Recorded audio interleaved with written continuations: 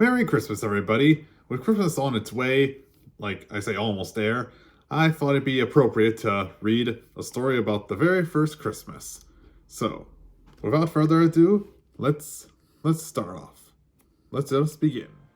The first Christmas.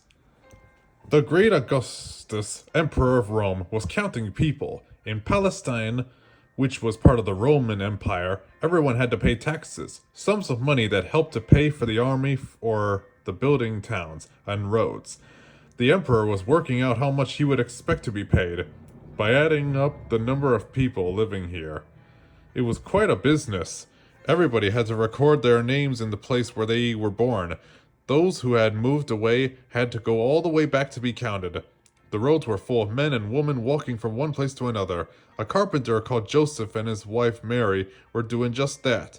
They had come from the Nazareth, along with the river Jordan to Bethlehem. It was a long journey. Mary was riding a donkey. It was not a good time for her to travel. She was expecting a baby, a very special baby. An angel had told Mary that she was to be the mother of God's Son, the most blessed baby ever born, and here she was, riding a donkey. Bethlehem was crowded when they arrived. Mary and Joseph were tired and hungry after their long journey. So was the donkey. They went straight to the inn to rest. "I'm sorry," said the innkeeper. "There's no room. I've been full with visitors for days." No room? Joseph was really worried. They had to stay somewhere. Mary's baby was due at any moment. By late evening, the best they could find was a stable. The owner could see they were desperate. He moved his animals into one stall and gave Mary and Joseph the other. Mary had made herself as comfortable as she could on the bed of straw, while the donkey munched hay from the manger. Joseph lit an oil lamp and watched anxiously over his wife. And later, in the glow of lamplight, Mary's special baby was born. She called him Jesus, as the angel had told her to do. Now, there were shepherds in the hills around Bethlehem that night.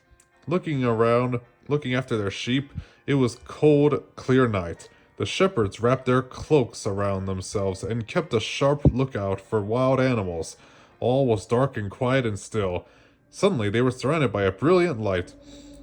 It was as if the sun and moon were shining together on the very spot where they were sitting.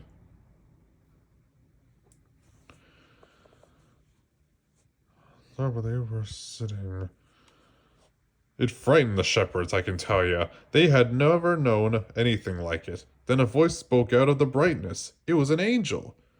"Don't be afraid," said the angel. "I have good news for you. A king has been born in Bethlehem. The baby is in your Savior, Christ the Lord. Go and see him for yourselves." The shepherds could hardly believe their ears. They stared at each other in wonder. "You will find the baby wrapped warmly and laying in a manger," said the angel. Who knew that they were astonished? As soon as the angel had spoken, the shepherds heard voices singing praises to God.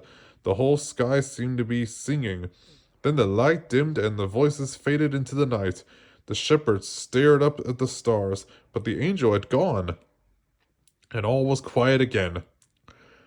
"We must go to Bethlehem at once," said the shepherds, remembering what the angel had told them. So they left their sheep and hurried over the fields to look for the newborn king. When the shepherds got to the stable, they found Mary and Joseph and saw the baby Jesus lying in a manger. It was wrapped in clothes and looked snug in the cradle of hay. The Son of God has been born in a stable. The shepherds were not the only ones to hear about that baby. 3 wise men living far away in another country had been told about the new king too. They traveled all the way to Bethlehem on camels, following a big bright star. The star took them right to the place where Jesus laid. Mary and Joseph watched the travelers as they came to worship the royal child. The wise men brought the baby precious gifts of gold, frankincense, and myrrh. Gifts lay for a king that very first Christmas. nearly 2,000 years ago.